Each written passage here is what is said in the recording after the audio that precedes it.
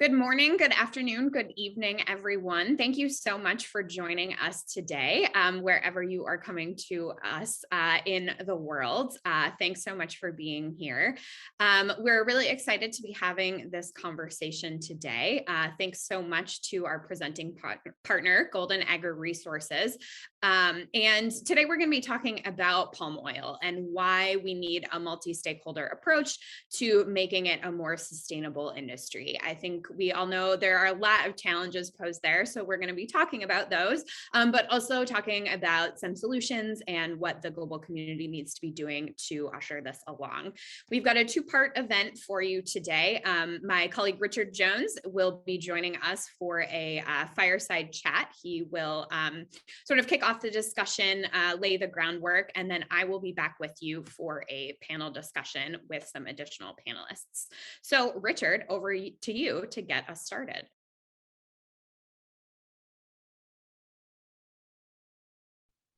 Hello, everyone. My name is Richard Jones, Editorial Director at Devex, and I'm delighted to be joined today by Anita Neville, Chief Sustainability and Communications Officer at Golden Agri-Resources, and Ainu rofiq, Chief Operating Officer at Koltiva.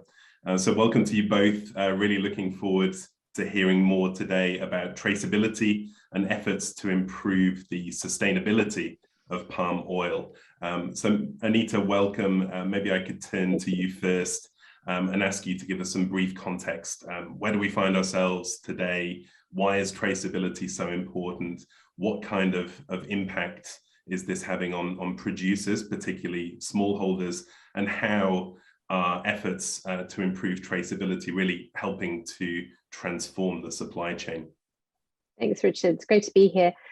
I think in order to understand where we are today, we really have to look backwards and look at where we were 7 years ago, which was the palm oil sector as a whole, and GAR in particular, really didn't have a good handle on its supply chain. The palm oil supply chain is notoriously complex, made up of many, many actors, individual smallholders in the millions, as well as a range of small and medium enterprises, and of course, large players like ourselves. So it wasn't really until 2015 when Golden Agri-Resources, GAR as we're known, started to really put effort into understanding who was who in our supply chain and to map out those actors. We kicked off with understanding traceability to the mill level, which we achieved at the end of 2015. And then since then, we've been looking at how to get to the plantations, to the farms, to the individual fresh fruit bunches. And that has been our focus and effort. Since 2015, we achieved that 100% traceability to plantation for our own mills at the end of 2017. And since 2017, we've been working on our third-party supply chain, which is made up of more than 350 mills in any given year, each of which have many, many suppliers that they're buying fresh fruit bunches from. And that's where technology and partnership and collaboration really comes into its own in order to help us achieve our ultimate goal, which is 100% traceability to plantation. And on that partnerships piece, perhaps you could give us some background on how GAR and Koltiva came to work together, how you're improving traceability and why this work is so important in terms of sustainability. We're really fortunate to work with Koltiva, which is essentially a homegrown, from an Indonesian grower's perspective, a homegrown technology solution, helping to connect us with farmers and actors in our supply chain. We were looking for ways to accelerate the traceability process. You know, it's a lot of data collection. It's been very manually driven in the past, a lot of extensive Excel sheets and handwritten notes. And we knew we needed to work with a different kind of solution in order to achieve change at scale. And Koltiva came to us with a track record in other crops and a solution that I think takes the best of technology. And I'll let rofiq talk about how it works exactly. But it takes the best of technology and a real understanding of farmers. And so the sort of human context And that has helped us not just to get very close to our target of 100% traceability to plantation. We're at about 95% now. COVID has, of course, stalled us a little bit, but with the help of Koltiva, we've mapped hundreds of thousands of smallholders. We're at about 120,000 smallholders that we've mapped in our supply chain, and Koltiva has been a big part of getting those numbers. That's great. Thanks, Anita. And turning to Rofiq, welcome. Koltiva describes itself as a farmer-first agri-tech firm. You're active in 14 countries around the globe. Can you give us your perspective on how the partnership with GAR really helps to better engage with farmers on the ground, and how you're harnessing tech solutions to really make a difference here? Yeah, as mentioned by Anita, we got approached from GAR since 2017. Koltiva offer exactly the solution needed to how to map into the plantation level, especially from smallholder. So we provide like end-to-end platform. We call it Koltitrace for palm oil. We provide mobile application for our field agent or field agent from the mills, and also provide mobile application for dealer, agents, farmers, and also agri input shop to map all the smallholder farmers, and also to providing web application for mills and refinery to help actor to see the progress on the mapping on the smallholder level, to provide full real-time traceability until plantation level to verify like deforestation and also sustainability production practices of smallholders, because this is really big chunk on the supply chain, yeah, especially on palm oil in Indonesia, because almost more than 50% the supply chain are coming from smallholder farmer. Yeah, we are basically an agri-tech company. Yes, correct. We are a global tech company. We believe that, but the tool is only the tech is only the tool. What makes the work at Koltiva unique is we combine the tool, our Koltitrace application, with boots on the ground services. Farmers still appreciate like face-to-face visit. The boots on the ground are still required to do verification of the data, providing training and coaching to the farmers, and implement their farm development plans to reach out like certification standards such as RSPO or ISPO. So I can give you an example on how we combine technology and boots on the ground towards sustainability practices. We have a multi-stakeholder project with GAR. We call it Sawit Terampil, funded by GAR, Mars, and Fuji Oil. We apply our unique data-driven one-on-one coaching methodology to get smallholder farmer RSPO and ISPO certification ready. Traditionally, many NGOs provide group training, but as many know that sometimes not the right farmers can be targeted. It is difficult to keep their attention for a day or 2-day training. Then this lead the low adoption on the good agricultural practices. Our Koltiva data-driven is one-on-one coaching methodology that exactly can tackle this issue. Our training and coaching specialists visiting farmers on their farm and provide coaching session including practices based on the previous data collection that we conduct before. This allow coaching session is to be tailor-made based on the needs of the farmer on every plantation they have. So farmer also can access technology. If they have smartphone, they can access gamified training material to farm cloud application to dig deeper into the certain topics of interest. In Koltitrace palm oil, client can also track the progress in real time, which provide complete transparency of project progress and impact to the folder of the project, to the funder of the project. That's great. That's great, Rofiq. And maybe sort of continuing that thread, thinking about the training piece, thinking about the digital piece, thinking about the human-centered piece, working with farmers on the ground.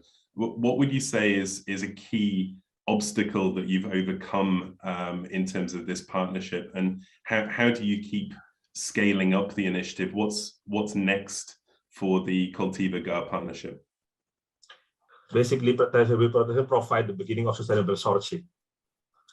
Sustainability start with traceability. Know your supplier. Identifying smallholder in the supply chains allow identify the problem and challenge, such as land legality, ineffective application of fertilizer, pest and disease, social and worker issue. And after the issue has been identified, that's what we start working since 2017. We continue with approach the farmer for multi-stakeholder farm projects, which is Sawit Terampil, with previous identification smallholder farmer towards the RSPO and export certification. Basically, to scale up this initiative, it will require multi-stakeholder approach because there are several million smallholders across Indonesia and Malaysia, for example. Currently, we register for 120,000 farmers, smallholder, with under 68 independent mills that are in our Koltiva palm oil platform. To provide full transparency, actors have to work together, use a common platform. Hence, it will be important to get the supplier upstream and downstream on board to support the initiative. Thanks, Rofiq. And maybe turning to you, Anita, what's been your highlights or your main takeaway from the partnership so far? Well, I think Rofiq really touched on the key things. First of all, GAR is a farmer, first and foremost. We manage our own plantation estates, 500,000 hectares of them across Indonesia. And I think the fact that we have been doing this work, understanding our own business in this way, applying sustainable practices in our own business, gave us some credit in the bank when we started to talk to our supply chain and asking them to do this work also. So we traced our own mills back to the plantation first, which included obviously our own plantation estates, but we also have third-party suppliers that supply to our own mills. And because we'd done the work ourselves, I think it makes it easier to go and talk to your third-party suppliers and ask them to do the work. Then find the right partner. So Koltiva for us has been the right partner because they share our belief that technology is a tool, that you need to have a human touch to encourage adoption of technology that helps you to fast track and move forward.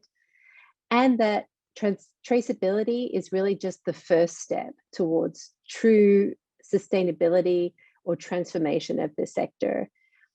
Those things combined have allowed us to be really successful since we've been modeling our supply chain with Koltiva, adapting different practices. And I'm really excited about the next iteration of our partnership, which is looking at how the tool can provide more information, more services, more two-way communication between ourselves and the farmers in our supply chain. Yeah, you make a good point, Anita. And maybe since time is short, a final thought from each of you on what's needed in terms of investment, in terms of allocation of resources. How do you hit these ambitious traceability and sustainability targets that you've set for yourselves? Maybe I could go to Rofiq first.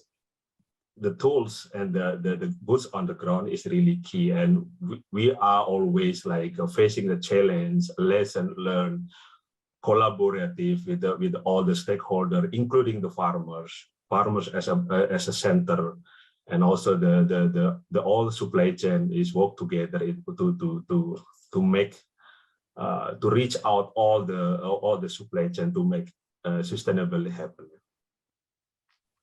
That's great, Rofiq, thanks. And maybe a final thought from you, Anita. Aside from staying online with us for our panel session coming up next, what's the single most important thing that you'd like to see this Devex audience take away with them? So I'd say two things. First is remember the technology with the human heart piece. The boots on the ground matter. Still today, technology can do lots of things, but we still need people to be part of that, to participate in the process.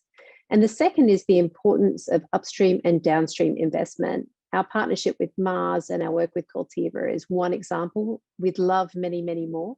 So if there are people out there who want to participate in the transformation of the palm sector after today's session, please get in touch. We're eager to find other partners who want to participate in this process. Many thanks indeed. Anita, Neville, Ainu, Rofiq, thank you for spending time with us today. It's really been great to learn more about the work of Golden Agri-Resources and Koltiva. We really appreciate you taking the time to speak with us. And Teresa, it's back over to you. Thank you so much, Richard. Now I am so pleased to be joined by our panel to continue this conversation. Today, we are joined by rofiq, who is a farmer school principal at Fortasby, Joel Brownen, who is the country manager of the Solidaridad Network in Colombia, and Inky van der Sluis, who is the director of market transformation at our SPO. Welcome to you all. Thanks so much for being with us this morning, or afternoon, or evening. We've got quite the global panel here today. To kick off our conversation, we have a question posed to us from our community. So we are going to go ahead and play that and then kick off our discussion. This is Gloria Palares, international reporter, speaking from Barcelona in Spain. I am a member of the Rainforest Journalism Investigations Network of the Pulitzer Center, which is based in Washington, D.C. In the past year, our group of journalists has uncovered deforestation and abuses linked to a number of commodities: beef, textiles, minerals, and palm oil. We are consuming these products without ever knowing their cost to some of the world's most vulnerable ecosystems and communities. Across sectors, deforestation is enabled by a lack of traceability, by a lack of supply chain transparency, and by insufficient oversight. So how are companies that produce or use palm oil working to prove that their products are really deforestation-free?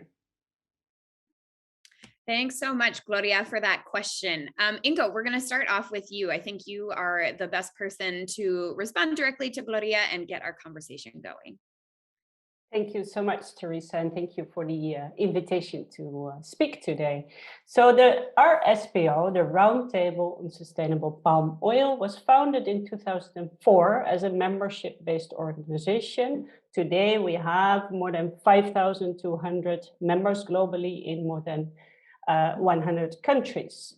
So it's a membership-based organization with the 7 stakeholder groups present, which are the growers, processors and traders, consumer goods manufacturers, retailers, but also environmental and social NGOs, banks and investors. So these 7 stakeholder groups together define what sustainable production looks like. So sustainable production, according to the RSPO, comes with the protection of forests and peatlands and other important ecosystems, as well as respect for human rights. And there, think about workers' rights, women's rights, and children's rights. Thanks so much, Inka. Uki, we're going to come to you next to really get at why we're here today, which is, to talk about the impact this is having on the farmers themselves and sort of how all of this is connected. So tell us a little bit about the impact that all of these efforts has on smallholders. What are some of the largest challenges facing smallholders that are trying to move towards sustainable palm oil production? Okay, thank you, Teresa, for the question, and thank you for Devex to invite me to discussing today. And firstly, I want to explain what maybe shortly explanation about what the Fortasby is. Fortasby is Independent Smallholders, Indonesian Smallholder Forum. This is created by smallholder who already certified of RSPO, ISPO, and also ICC. Now we already have 10,000 of the smallholders is already certified, only 8,000. With the number of the group is 41 group. This is from around Indonesia. And actually all of them is commit to go to the certification, and they are already implement the sustainability standard in the ground.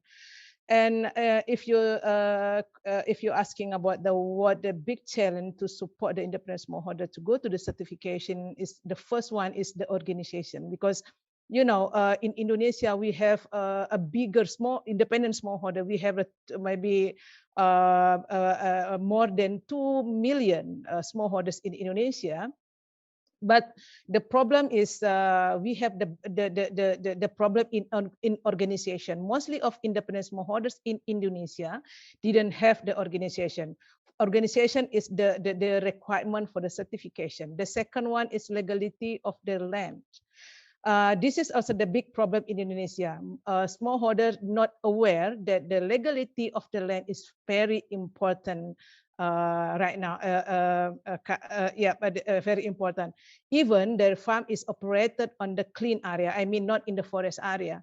But mostly of them did not register their land, not register yet their land to the government. So why they didn't have the legality. And the third is lack of the knowledge. Independent smallholder, they only replicate what the company do in the farm.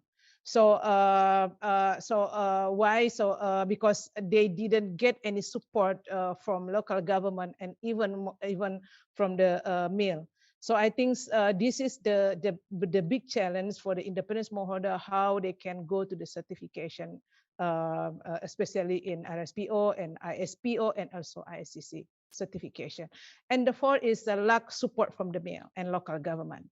As we know that in all independent smallholders, no one group gets certification without support from the mill, even our members. Yeah. So we identified that all of our members who are already certified, they all of them get support from mill and also the local government. They cannot do alone. Thank you, Teresa. Thanks so much, Uki. Really great to hear from you. Joel, I'll come to you next as well, talking about this issue of smallholders, and maybe tell us a little bit about the panorama there in Colombia, and then what kind of support you're finding smallholders there need. Thanks. Well, hi, Teresa, and thank you for the invitation. In Colombia, we're talking about approximately 5,000 smallholders, which make up 80% of the total producer population. And our work as Solidaridad is mainly to support them with producer-centric solutions, being it, let's say, in the part of training, be it in the part of finance, or any other tools that we develop together with these producers. What we see is that it's a long road for smallholders to adopt the practices of, for example, RSPO or any other voluntary sustainability standards. And we see key challenges in the access to finance, basically on what they currently have as a performance, where to go in terms of a roadmap, and also how to get there in terms of technical assistance. And adopting these new practices also comes with a price tag, and that is often a barrier for smallholders. Investments for small farms are relatively higher when you consider the size of their land, but also rewards are relatively lower for smaller size farms. So you have to find the right balance. And what we see there is that for many financial institutions as well, smallholders do not have the credit risk profile that is interesting enough or that's beyond their scope.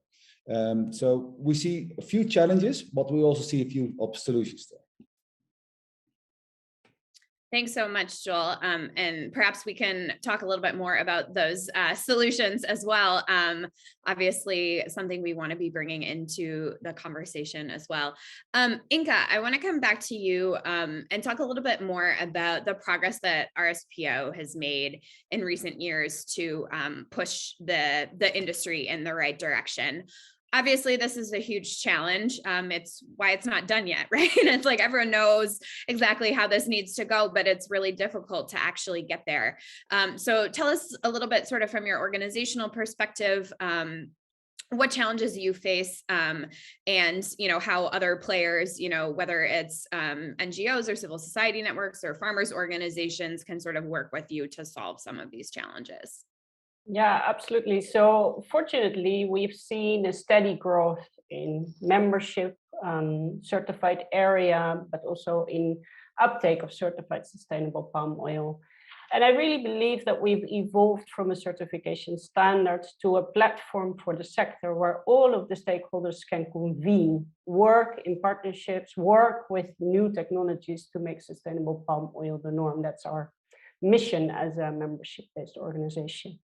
For example, the development of technologies, you can think about hotspot monitoring, geo-RSPO, where we transparently report about all of the plantations that our members have in ownership. But also for social indicators, we have our companies are piloting worker voice technologies. So for partnerships, I think about jurisdictional approach, that's a landscape approach to certification and sustainable production, and smallholder programs, of course. So we need to do more to reach scale and conserve important ecosystems and human rights. Coming back, if you allow me, to the smallholders. Smallholders generally suffer from lower yields due to the lack of awareness, not having access to high-yielding crop, and not receiving trainings on best agricultural practices. So in 2019, RSPO launched the Smallholder Training Academy to help the capacity of smallholders through access to high-quality training, training guides, materials on practical tools, and of course, best management practices. So I absolutely agree with my fellow panelists that access to finance is a challenge for smallholders.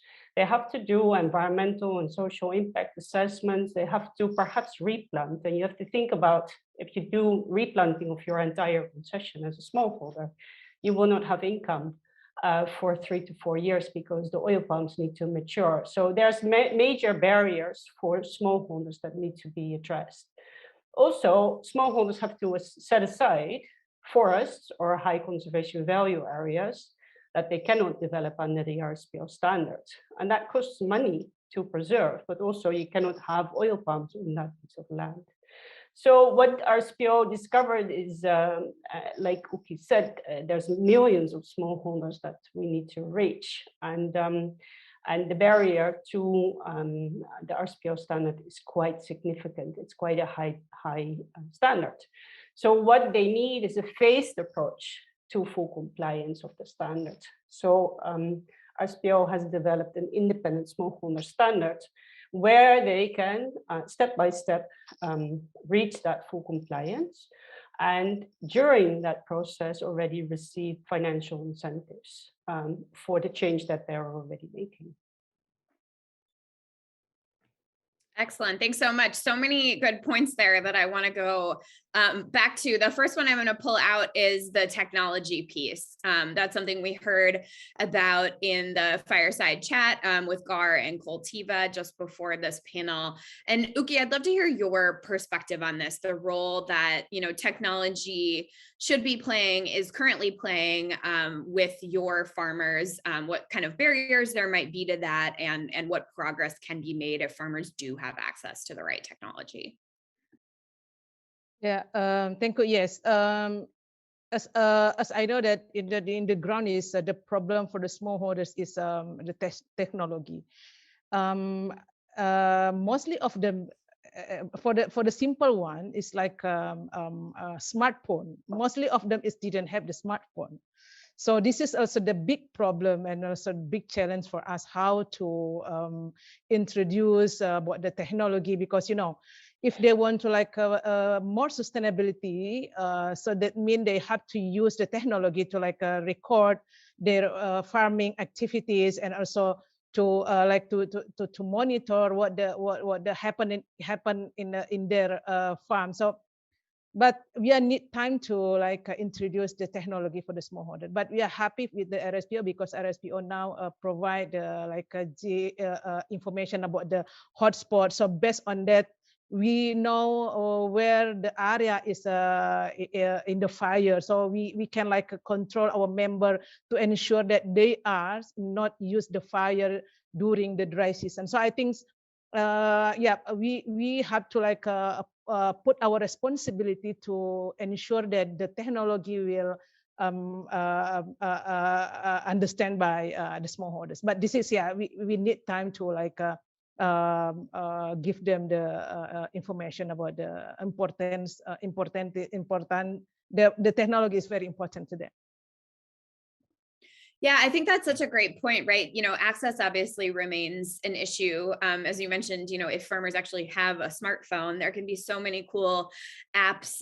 You know, I've been in last in Guatemala and saw, you know, a farming group that had a really cool app that, you know, gave farmers so much information about different crop prices and the weather and when they should be planting and irrigating and all this stuff. But if you don't have a smartphone or if you don't have connectivity, none of it matters.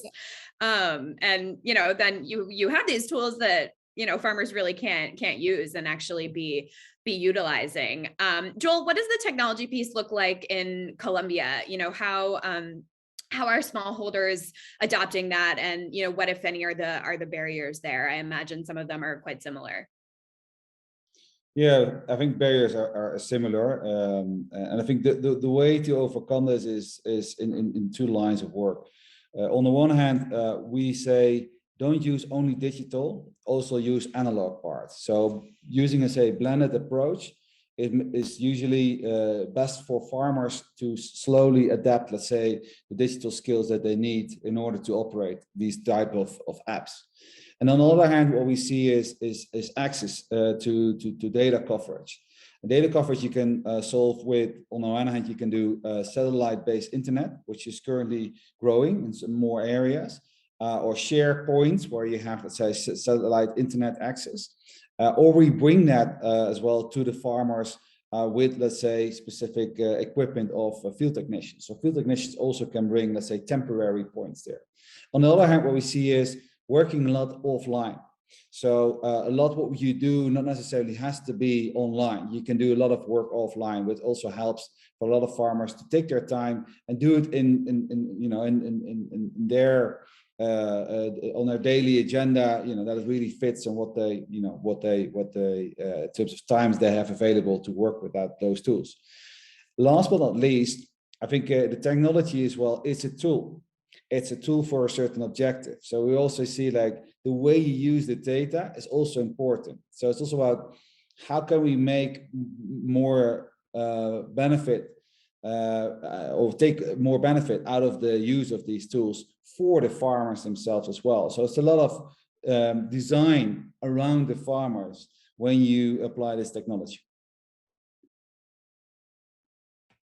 Excellent. Thanks so much. Inka, I want to come back to you and something that you mentioned before, and maybe see if you can expand on it a little bit. You talked about sort of the phased approach that we need for smallholders, because obviously the standards are quite high, and you know, rightfully so, right? If the standards don't mean anything, there's no point in having them. So they have to be quite high so that they actually represent, you know, the integrity of the supply chain and really ensuring traceability in that way. But tell us a little bit more about sort of that phasing and how, you know, a smallholder who might say, oh, I mean, you know, I have very limited land, limited resources, limited access to technical assistance. I just don't even know where to begin here. You know, how can someone sort of get into the system of thinking about traceability, thinking about sustainability, and then be able to progress to being certified by RSPO? Yeah, that's a really good question, and it's one of the struggles that we all have is reaching the farmers. So like we said at the beginning, farmers need to be organized in cooperatives or groups so that they can share learnings, and training can be given to them so that they evolve in their compliance. So when they start, it's usually by forming a group. They often have supporting organizations like for TASPI or other NGOs or finance sector or companies like GAR supporting the smallholder group in that process. And then there is, in the first phase, there's an audit So all of the smallholders have to sign a declaration that they understand the process and the content of the standard that they are working on. And then there's an independent audit to see whether all of the smallholders fit with the definition and understand the principles that they have to adhere to. Once that audit has taken place, they can already sell a certain percentage of their fresh fruit bunches that contain the oil to the market as credits. So there's ways for market players to support these farmers in an early stage of their certification process. Then within 2 years, they have to reach the next level of compliance. And during those 2 years, you will see that a lot of things that they need to change are based on training. So they really need a support system to give them the training to work towards compliance to all of the principles. And then there's the next phase where they are at 100% compliance. Just a little bit more about that market support. I think apart from the fact that it is complex and expensive to start these projects, it's also difficult to involve the market in early processes, right? Because you will hear that companies will want to ensure that they're not linked to deforestation or human rights violations. So it's maybe risky to start with a project with farmers where you don't know that there's already 100% compliance. But I really like the standard in that sense that you work on direct positive impact on the ground, and you ensure that the farmers can actually eventually reach that same level of compliance. For bigger companies, it's just easier to have the access to the information, change their practices, and ensure that they produce sustainable.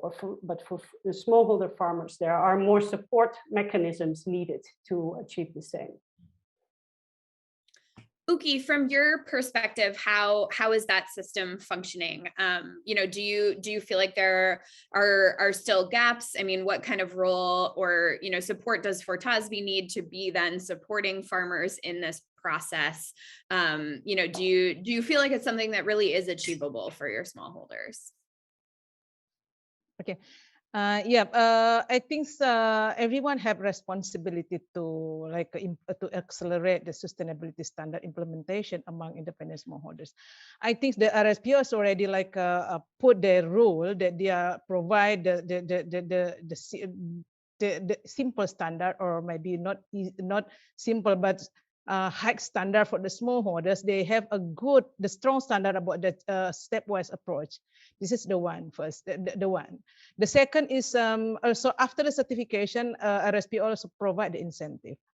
And also in PNC for the big grower, there is also the inclusion of the smallholder also mentioned in the criteria 5.158. So the mill have to support independent smallholder to go to the certification. So I think this is already the all standard is already there.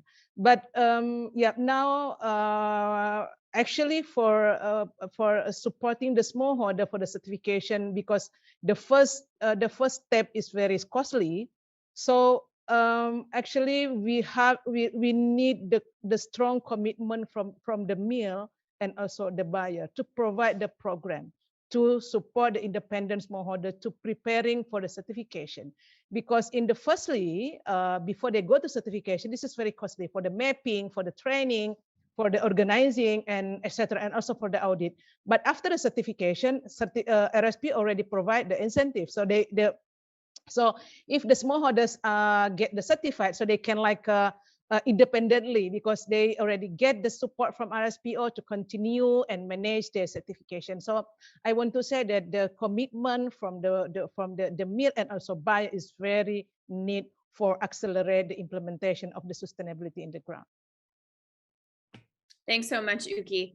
Inka, I'd love to hear back to you on that as well, sort of how you view the weight of the responsibility and sort of how much really should be on the millers, the larger companies, whether it's companies like GAR, other large manufacturers, versus on the smallholders. Because obviously, the smallholders are the one doing the farming, but as Uki just described, have the least resources in this entire supply chain. So, in your view, who really has the most responsibility, and how is that sort of spread out through the supply chain, and everyone involved sort of given the tools that they need to actually make this happen?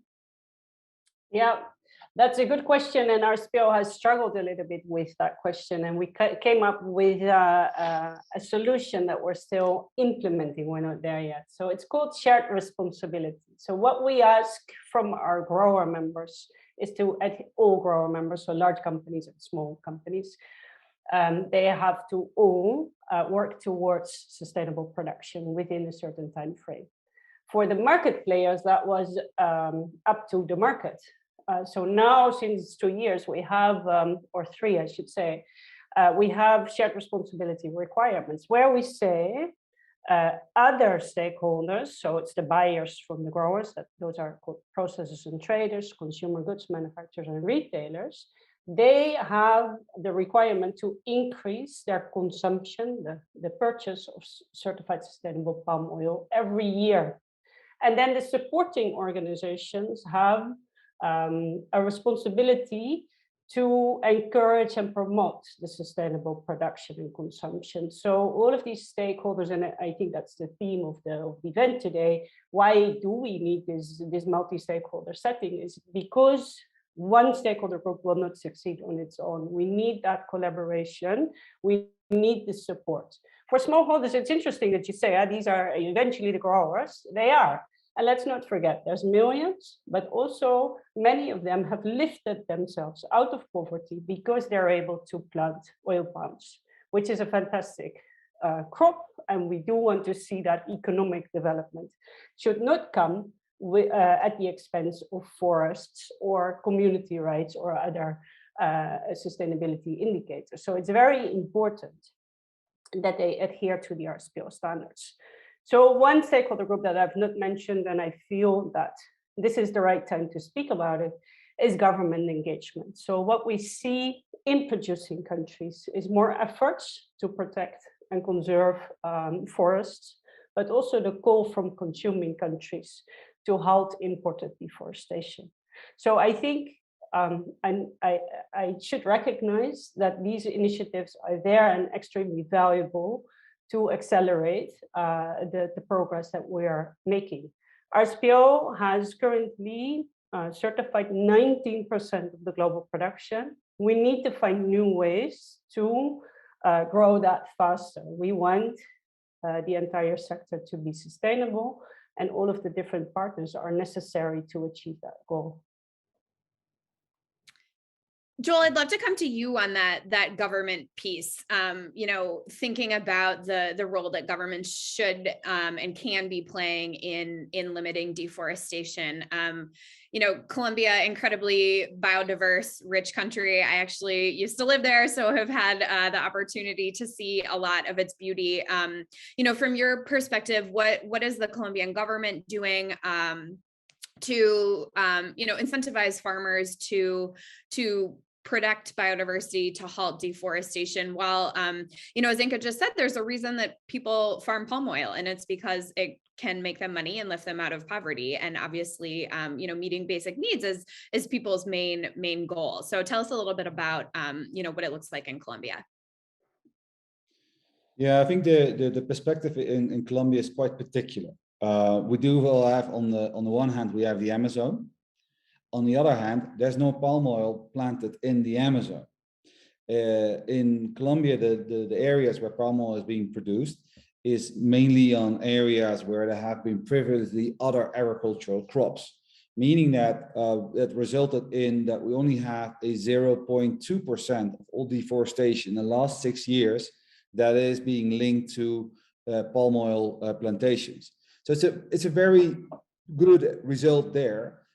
But the question there is, how do you prove that? And also, how do you ensure that to your customers and your buyers? So on the one hand there, we're working with the sector in a implementation of a domestic zero deforestation agreement, where you have the government on board, that was one of the leading partners there. And on the other hand, you have the different palm oil mills, but also you have the different companies on board.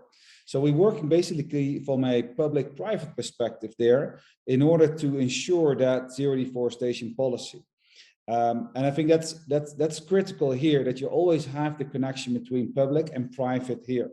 From a public perspective, what we also need is that the deforestation, what is not related to palm oil, also is being controlled. And in Colombia, we have the particular condition that a lot of the deforestation is linked in areas where there are armed groups due to the conflict in the country, which is something which is affecting negatively the image perhaps of the different agriculture crops.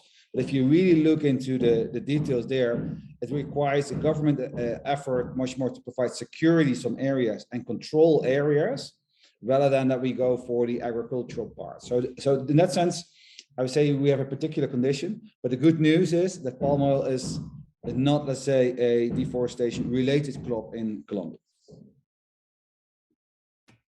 Great. Thanks so much, Joel. And we've just got a few minutes left. And one thing that we've touched on a little bit, but I want to get at more directly is financing.